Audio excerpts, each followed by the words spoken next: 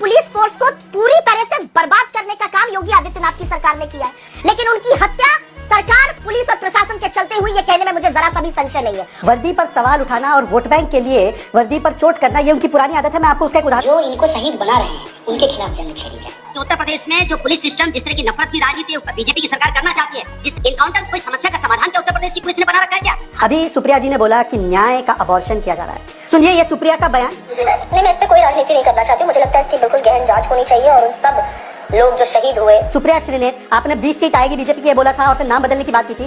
बात आप बदलती हैं, झूठ आप बोलती हैं। नमस्कार दोस्तों, जनता दरबार की एक और विस्फोट वीडियो में स्वागत है आपका। दोस्तों आज का ये वीडियो होने वाली है बीजेपी के प्रवक्ता शाहजाद पूनेवाला, सपा के प्रवक्ता अनुराग भदौरिया, कांग्रेस के प्रवक्ता सुप्रिया श्रीनेत के बीच। दोस्तों यूपी के बहराइच में हुए दंगे में एक हिंदू युवक को गोली मार की हत्या कर दी थी।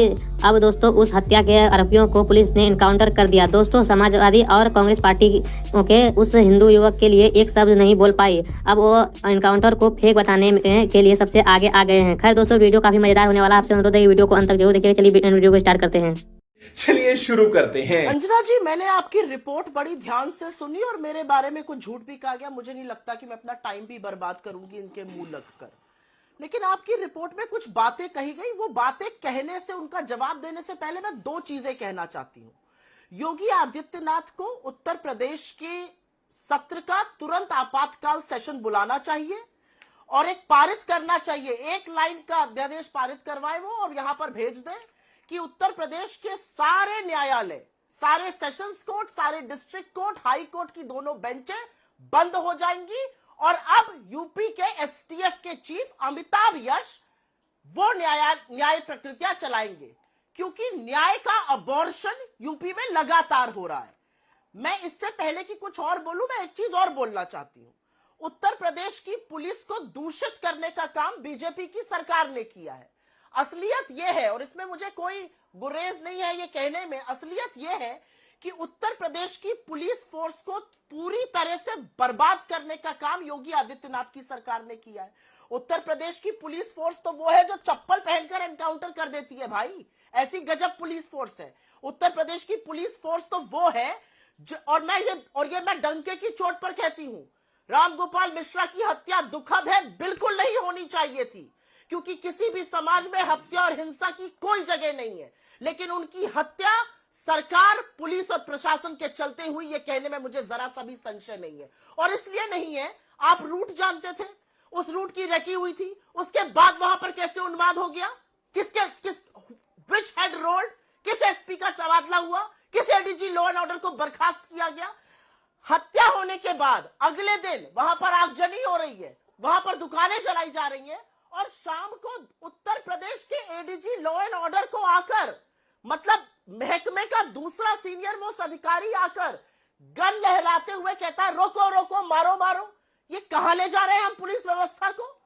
मुझे इस बात का जवाब दीजिए कि आपको ये भद्दी फिल्म की स्क्रिप्ट नहीं लगती है? शहजाद पूनावाला जी, अखिलेश यादव ये आरोप लगा रहे हैं कि अपनी सरकार की नाकामी छिपाने के लिए ये एनकाउंटर योगी सरकार ने किया है।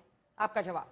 देखिए, एनकाउंटर के नाम पर दंगाई बचाओ अलायंस फिर से काम पर। अभी हमने पुलिस का ऑफिशियल वर्जन एक नहीं 3 बार सुना। यूपी एसटीएफ से सुना, एसपी बहराइच से सुना, डीजीपी से सुना, पर पुलिस की बातों पर यकीन नहीं करना है। और ये वही मंडली है, आपको जब याद होगा कि मिश्रा जी के ऊपर जब 25 से 30 छर्रे फायर किए गए और उनकी निर्ममता से हत्या की गई, तो अखिलेश जी से जब 2 दिन पहले बयान पूछा गया उनका, तो उन्होंने कहा कि डीजे का म्यूजिक किस प्रकार का था, मस्जिद के सामने म्यूजिक क्यों बजाया गया, एसटी हसन ने बोला उकसाया क्यों। मतलब कि जिस व्यक्ति को निर्ममता से मारा गया है 20-25 गोलियां, उसके विषय में तो ये तर्क कुतर्क एक्शन रिएक्शन देने लगे, पर अगर पुलिस जवाबी फायरिंग कर दे तो पुलिस की जवाबी फायरिंग पर भरोसा नहीं। अजय राय जी ने भी बोला है ये फेक एनकाउंटर है। वैसे तो इसमें आपको प्रोटोकॉल पता है कि एनएचआरसी की जांच और judicial magistrate, not government, judicial magistrate की जांच होती है, उसके बाद ही निर्णय होता है। पर देखिए ये वो गठबंधन है, सर्जिकल स्ट्राइक पर डीजीएमओ ने प्रूफ दिया, क्या बोला, सबूत दिखाइए। बालाकोट एयर स्ट्राइक पर एयर चीफ मार्शल ने बोला, क्या बोला, चील कौवे मरे। हमारे साथ जो पैनलिस्ट बैठे हैं उसमें से एक ने नक्सलियों को जब छत्तीसगढ़ में वो एनकाउंटर हुआ तो शहीद बोलने का काम सुप्रिया श्रीनेत ने बोला था। सेना के अध्यक्ष को सड़क का गुंडा बोला था।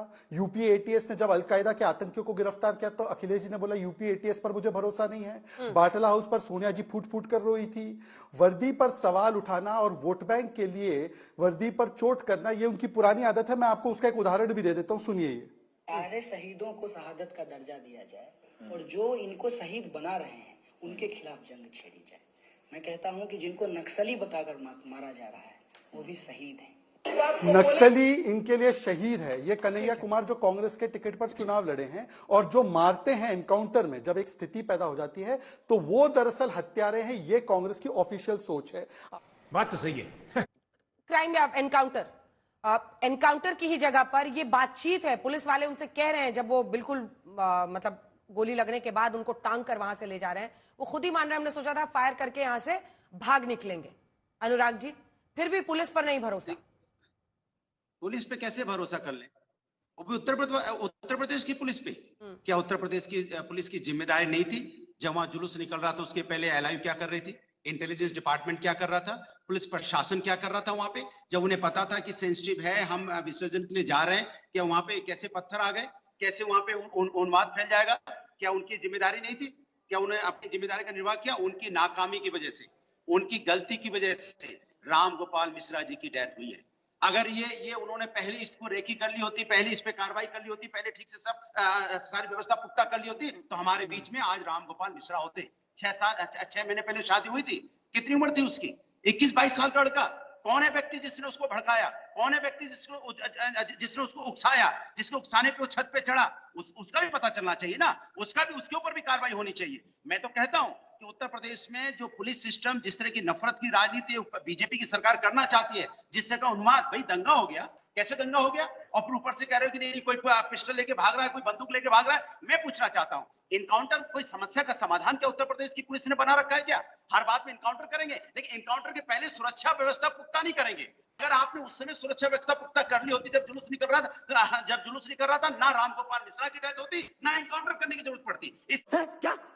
कि जिनके साथ अन्याय हो रहा है, मतलब कि राम गोपाल मिश्र की गलती ये थी कि उसने एक हरा झंडा उतारा, तो उसकी गुस्ताखे झंडे की एक ही सजा गोली मार देना।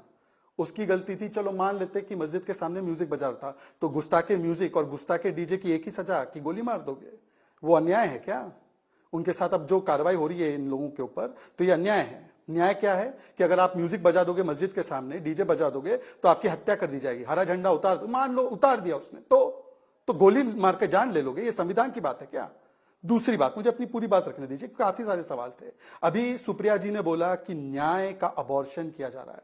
सुप्रिया जी, महाराष्ट्र में संजय राउत ने, अब जब बाबा सिद्दीकी की हत्या हुई तो ऑन रिकॉर्ड आज तक पे स्टेटमेंट चला है, उन्होंने बोला मर्द, मैं कोट कर रहा हूं, मर्द हो तो बाबा सिद्दीकी के हत्यारे का एनकाउंटर करो। क्या वो न्याय का अबॉर्शन करवाना चाहते हैं? महाराष्ट्र में 10 साल की जो कांग्रेस की सरकार चली, 622 एनकाउंटर हुए और सबसे ज्यादा एनकाउंटर प्रदीप शर्मा, प्रफुल्ल भोसले, विजय सालास्कर, रविंद्र आंगले, सचिन वजे, जिनको ये बचा रहे थे, बोल रहे थे ओसामा से तुलना मत करो। महाराष्ट्र नंबर 1 था इन एनकाउंटर्स में, और उनकी सरकार जो है कहती थी कि एनकाउंटर बिल्कुल सही हो रहा है। ये उनका एनकाउंटर का हिस्ट्री। अभी आपने बताया कि मुलायम सिंह जी के जमाने में 499 एनकाउंटर डेथ्स हुई, मायावती जी के जमाने में 261 एनकाउंटर डेथ्स हुई, और योगी जी के 7 साल के कार्यकाल में 200 या कुछ ऐसी एनकाउंटर डेथ्स हुई। तो वो एनकाउंटर सेक्युलर एनकाउंटर, और आज जो एनकाउंटर हो रहा है उसमें जाति धर्म अपराधियों की ढूंढ कर कि यह एनकाउंटर जो है वो गलत है। अच्छा, तीसरी बात, अभी सुप्रिया जी ने बोला कि रूट की यात्रा पर, सुप्रिया जी चलिए मान लेते, उस बात में आपके तर्क भी है। रूट की यात्रा पर क्या कमियां रही? पुलिस प्रशासन से बिल्कुल सवाल पूछे जाने चाहिए। पर सुप्रिया जी, एक बार तो बताइए, आप तो उदारवाद का सबसे बड़ा ठेका लेकर कांग्रेस और इंडिया अलायंस घूमता है, तो बताइए ये मुस्लिम एरिया क्या होता है जहां पर हिंदू यात्रा निकले, चाहे बंगाल में निकले, चाहे तेलंगाना में निकले, चाहे कहीं और निकले, तो पथराव होना जरूरी है? यहां पर दुर्भाग्यपूर्णवश यहां पर एक हत्या होती है।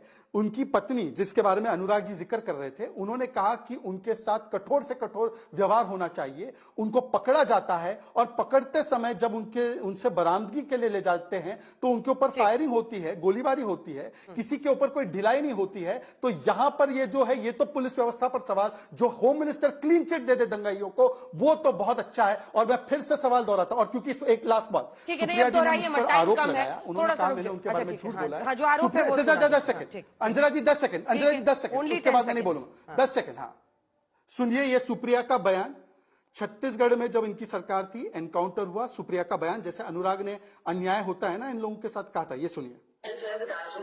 नहीं, मैं इस पे कोई राजनीति नहीं करना चाहती हूँ। मुझे लगता है इसकी बिल्कुल गहन जांच होनी चाहिए और उन सब लोग जो शहीद हुए, हमारे सुरक्षाकर्मी भी कुछ घायल हुए, उन सबको हमारी संवेदनाएं हैं। सुरक्षाकर्मी केवल घायल हुए थे, कोई हमारे पुलिस वाले या सीआरपीएफ के लोग की जान नहीं गई थी। मरे केवल नक्सल आतंकी थे। उनको सुप्रिया ने नक्सली को शहीद बोला था। सुप्रिया श्रीनेत, आपने 20 सीट आएगी बीजेपी की ये बोला था और फिर नाम बदलने की बात की थी। बात आप बदलती है, झूठ आप बोलती है। मैं शहजाद पूनावाला हूं, अपनी बात को कभी मैं क्योंकि आप पर डायरेक्ट अटैक है सुप्रिया जी। करो हाथ जोड़ के मैं तक देखने के लिए धन्यवाद। आज के वीडियो आप लोगों को कैसा लगा, आप लोग कमेंट सेक्शन में अपनी राय जरूर दे सकते हैं। अगर आप लोगों ने अभी तक हमारे चैनल को सब्सक्राइब नहीं किया तो चैनल को सब्सक्राइब और वीडियो को लाइक जरूर कर दीजिएगा। चलिए दोस्तों, मिलते हैं कोई और लेटेस्ट वीडियो में, तब तक के लिए जय हिंद, जय भारत, वंदे मातरम।